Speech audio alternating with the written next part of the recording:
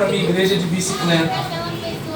Sabe, assim, eu não sei se dá para você pensar que às vezes Deus está deixando a gente passar algumas dificuldades, né? Por exemplo, às vezes tem pai e mãe que grita com o filho, xinga o filho de tudo quanto é coisa. Possivelmente essa pessoa não sabe o que é ficar 19 anos esperando um filho. A esperança acabando porque talvez esse filho não chegue. Como de repente ela tem um, tem dois, tem três, ela xinga de miserável, de demoniado, de um monte de coisa. Mas eu sei o que é ficar 19 anos sem um filho. Então quando ele veio, o meu filho é a melhor coisa do mundo na minha vida. Tudo bem, é como eu disse. O meu celular não é lá essas coisas, ainda mais depois que o meu filho derrubou. Agora que ele está pior ainda. Mas assim, não é um iPhone. Mas olha esse aqui e olha o de lá. Já deu uma melhorada. Tá dando para entender? Ou seja, o que me faz valorizar as coisas que eu tenho? Porque eu sei o que é a ausência delas. O que faz eu valorizar a esposa que eu tenho? Porque eu já fui daqueles camaradas que assim, era difícil arrumar um namorado. Dizem que eu era mais feio. Eu acho que não, eu acho que são as más línguas. Mas assim, percebe que é justamente a ausência que faz você valorizar o que você tem? Já reparou que o filho do empresário, geralmente ele perde o que o pai conquistou, porque não sabe o que é sofrer para conquistar. Já viu aquele filho que fala assim, meu pai tinha que ter me ajudado com isso, minha mãe tinha que ter não sei o que lá. Seu pai e sua mãe te deram o mais importante, deram a vida. Vai à luta, cava o teu poço, planta a sua seara. Tem gente que não tem pai e mãe, vai à luta. Eu fiz isso porque meu pai, quando era brincando, né? Já era, filho, você nasceu. A vida não favorece quem é mamãezado, não. A vida é dura para quem é mole. As vítimas não vencem, não. Meu pai não sabia que eu me casei. Eu lembro que eu trabalhava no Jornal do Brasil, casei com 23 anos. Hoje um cara de 23 anos é um garoto. Na minha época um cara de 23 anos era homem. E aí nesse caso eu casei com 23 anos. Minha esposa casou comigo, tinha 20 anos. Na época eu trabalhava no Jornal do Brasil, aquele prédio ali que era o Into, né? E aí talvez você fique assim, meu Deus do céu, o pastor acabou e não acabou? Não, combinei com o pastor aqui 45 minutos. Uns 30 minutos era para ficar dentro do texto. Calma, já estou indo embora. E aí, não, tem crente que conta a hora, irmão, tá rindo? E aí nesse caso, claro, aqui não, mas lá em Caxias, os crentes de lá, vocês não fazem ideia. E aí, nessa situação, mas dá para ver o fantástico. Então, em relação a isso, o que acontece?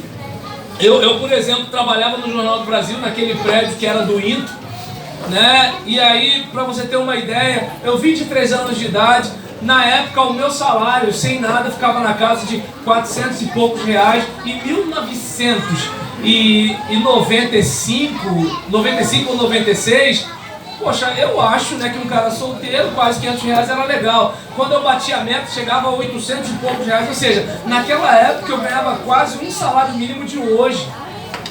Meu plano de saúde era 1.000. Eu ia no médico, eu recebia suco antes de ser atendido.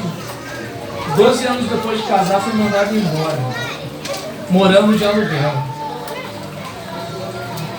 O que eu fui fazer?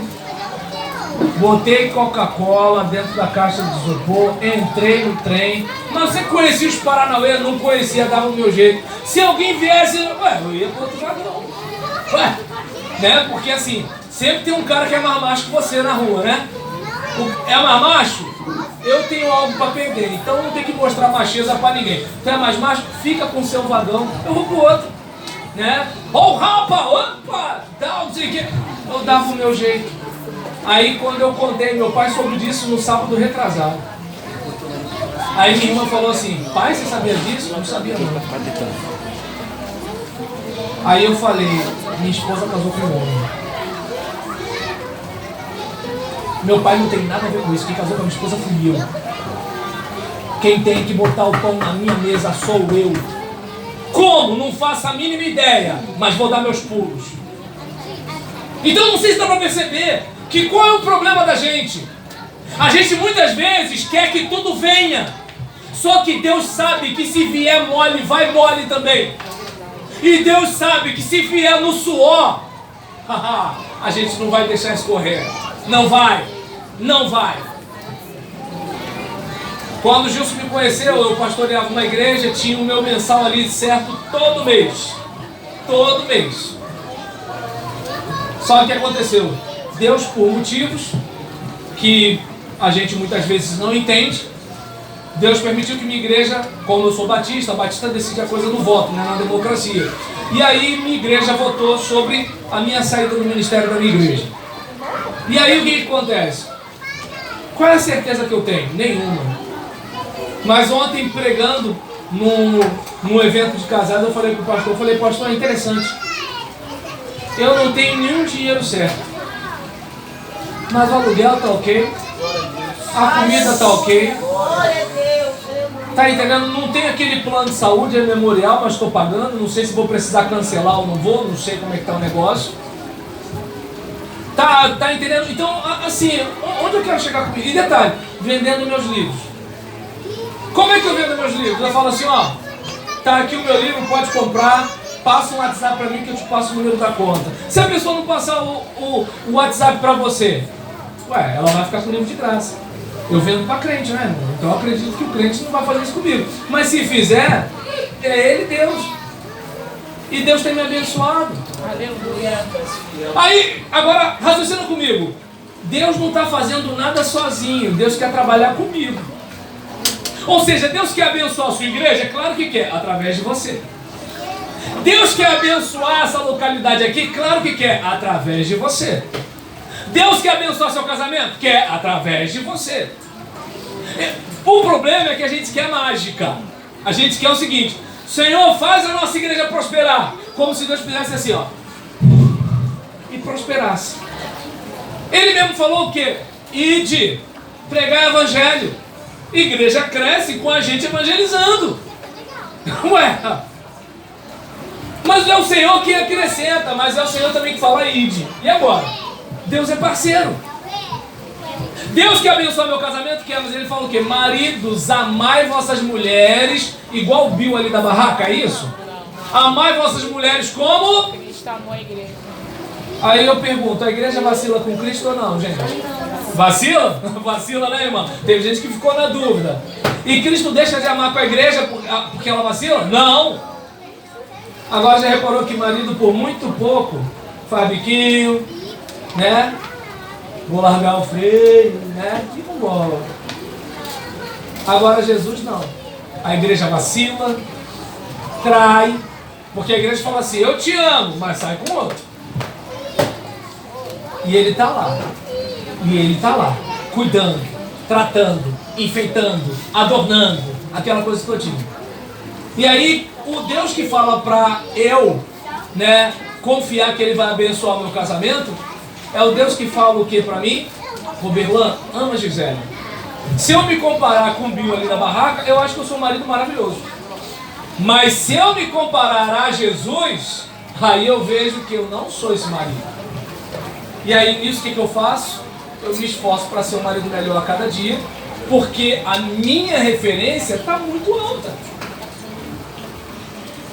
Agora, quando eu penso o seguinte, eu sou um marido maravilhoso, eu sou, se eu olhar para a minha igreja, eu sou melhor do que todos os outros maridos. Não, tem gente assim, tem gente assim. Aqui não, mas lá em Caxias.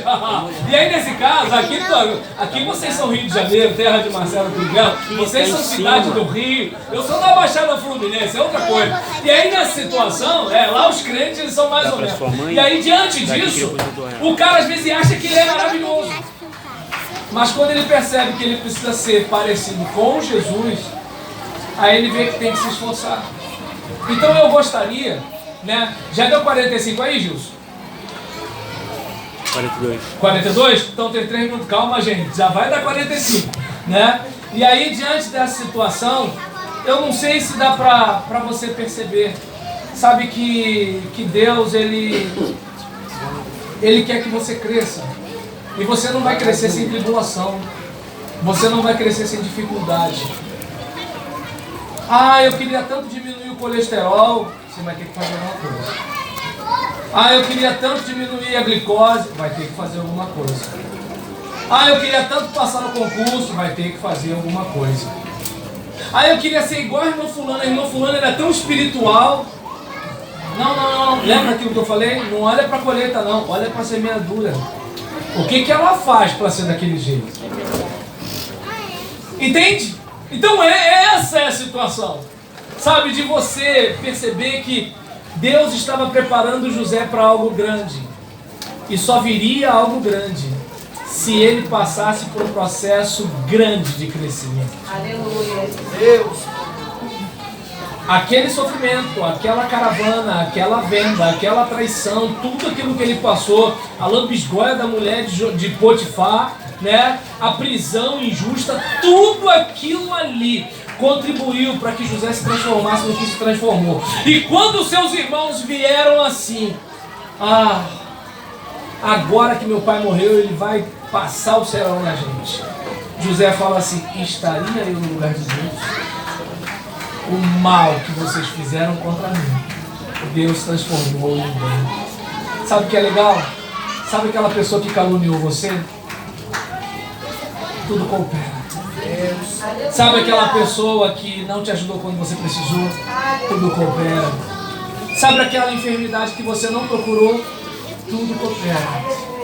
Sabe aquela desilusão no ministério? Tudo coopera. Sabe aquele momento que você fala com Deus e parece que Deus não está te ouvindo? Tudo coopera. Então eu gostaria, sabe, que você ficasse de pé e cantasse comigo. Minha fé não está firmada nas coisas que podes fazer. Eu aprendi a te adorar pelo que és. Dele vem o sim, o amém. Somente dele, mais ninguém. A Deus seja o louvor. Se Deus fizer, Ele é Deus. Se não fizer, Ele é Deus. Se a porta abrir, Ele é Deus. Mas se fechar, continua sendo Deus. Se a doença vier, Ele é Deus. Se curado eu vou, Ele é Deus. Se tudo der certo, Ele é Deus. Mas se não der, continua sendo Deus. Amém?